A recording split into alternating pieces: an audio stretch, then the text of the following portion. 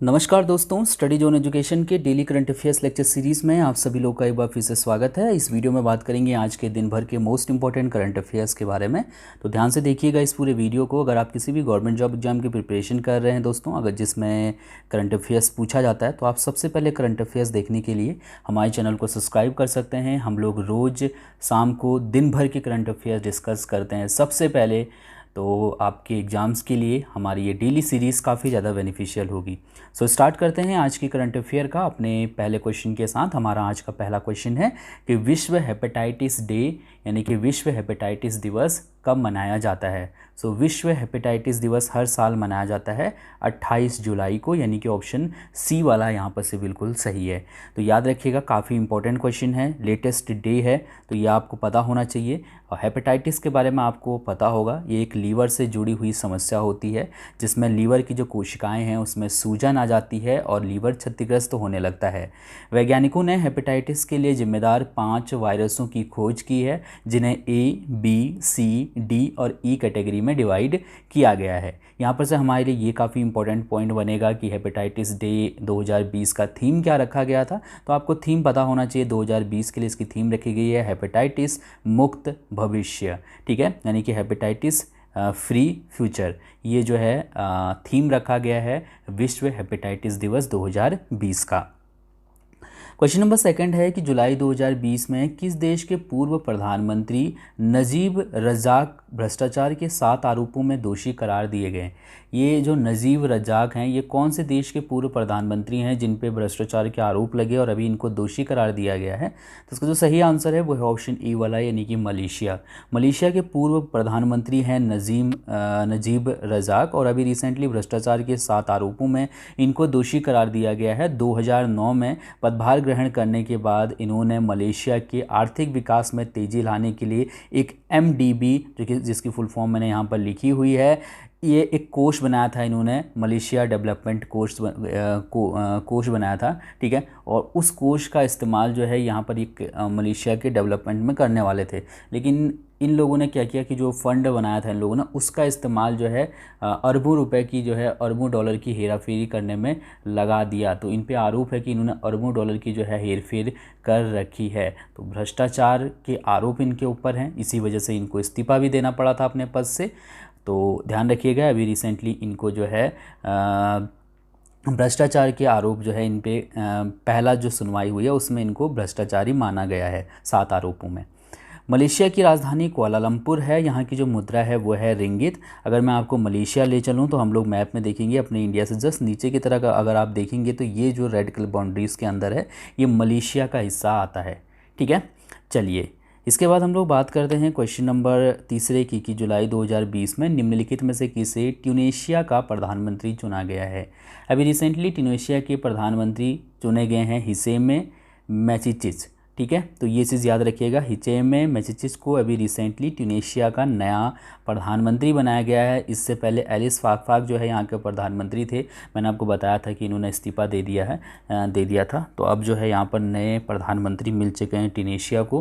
ध्यान रखिएगा इनका नाम। ट्यूनेशिया की राजधानी ट्यूनिस है, यहाँ की जो मुद्रा है वो है दिनार, ठीक है, ट्यूनेशियाई दिनार, और राष्ट्रपति हैं कैस सैयद। अगर मैं आपको ट्यूनेशिया ले चलूँ और मैप में दिखाने की कोशिश करूँ कहाँ पर ट्यूनेशिया पड़ता है, तो ये अपना इंडिया है। अगर आप यहाँ पर देखेंगे जो ये पिन किया हुआ एरिया है अल्जीरिया और लीबिया के बीच में, ये पड़ता है आपका ट्यूनीशिया, ठीक है। इसके बाद क्वेश्चन नंबर 4 है कि जुलाई 2020 में ओलिविया डी हैविलैंड का निधन हो गया। वे प्रसिद्ध थी।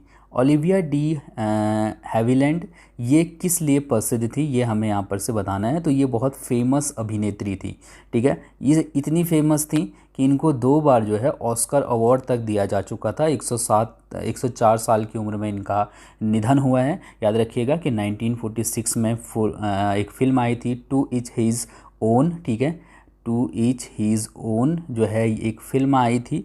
इस फिल्म के लिए इनको ऑस्कर मिला था और एक आई थी एरस, इस फिल्म के लिए भी जो है इनको अवार्ड दिया गया था ऑस्कर अवार्ड 1949 में और 1946 में, ठीक है। ये द एरस है, ये याद रखिएगा। थोड़ा सा स्पेलिंग में थोड़ा सा यहाँ पर आप कंफ्यूज होंगे, ठीक है। तो इस चीज़ को आप ध्यान रख सकते हैं। ये 2 फिल्में हैं, ठीक है, एच यहाँ पर साइलेंट है। तो ये दो फिल्में हैं जिसके लिए इनको ऑस्कर दिया गया था और अभी रिसेंटली 104 साल की आयु में इनका निधन हो गया है। क्वेश्चन नंबर 5वां है कि जुलाई 2020 में भारत सरकार ने बांग्लादेश को कितने ब्रॉडगेज डीजल इंजन सौंपे हैं? इसका जो सही आंसर है वो है ऑप्शन सी वाला, यानी कि 10। अभी रिसेंटली भारत सरकार ने बांग्लादेश को 10 ब्रॉडगेज डीजल इंजन सौंपे हैं या फिर डीजल लोकोमोटिव सौंपे हैं। ये जो इंजन है ये 3300 हॉर्स पावर वाले इंजन हैं, WDM 3D लोको इंजन है ये। इनकी जो आयु है वो 28 साल से अधिक तक है, यानी कि 28 साल या उससे अधिक तक आराम से काम कर पाएंगे और इनको 120 किलोमीटर प्रति घंटे की गति के लिए डिज़ाइन किया गया है। भारत के रेल मंत्री हैं पीयूष गोयल, बांग्लादेश के रेल मंत्री हैं मोहम्मद नूरुल इस्लाम सुजन। ठीक है, तो ये आपसे ध्यान रखना होगा। ये राजनयिक संबंधों के लिए ये काफ़ी महत्वपूर्ण यहाँ पर करार हुआ है दो देशों के बीच में। भारत ने अपनी तरफ से 10 लोकोमोटिव इंजन जो है डीजल इंजन सौंपे हैं बांग्लादेश को अभी रिसेंटली। ठीक है, क्वेश्चन नंबर 6 है कि किस देश के प्रसिद्ध अभिनेता जॉन सैक्सन का जुलाई 2020 में निधन हो गया?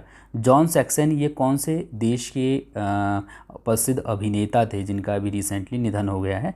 तो इसका जो सही आंसर है वो है ऑप्शन ए वाला, यानी कि अमेरिका के हॉलीवुड के मशहूर अभिनेता थे ये। ठीक है, जॉन सैक्सन, और अभी रिसेंटली इनका निधन हो गया है, तो ये आपको यहाँ से ध्यान रखना होगा। 83 वर्ष की आयु में इनका निधन हुआ है।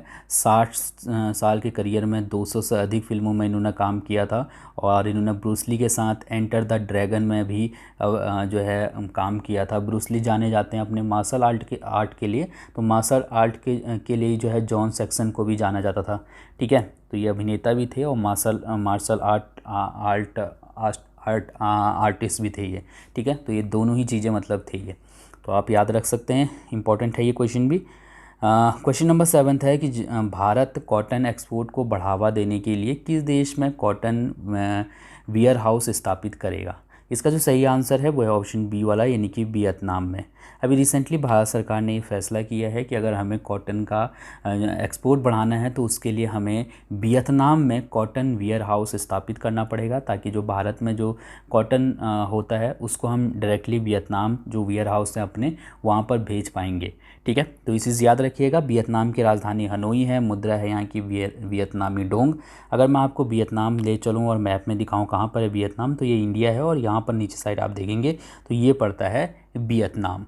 ठीक है, इसके बाद क्वेश्चन नंबर 8वां है कि जुलाई 2020 में प्रधानमंत्री मोदी ने किस शहर में कोविड टेस्टिंग हाईटेक लैब का उद्घाटन किया है? कोविड टेस्टिंग हाईटेक लैब का उद्घाटन कौन से शहर में किया गया है प्रधानमंत्री नरेंद्र मोदी के द्वारा भी रिसेंटली? तो यहाँ पर उपयुक्त सभी कथन सही हैं, यानी कि 3 जो है कोविड-19 हाईटेक लैब की शुरुआत की गई है।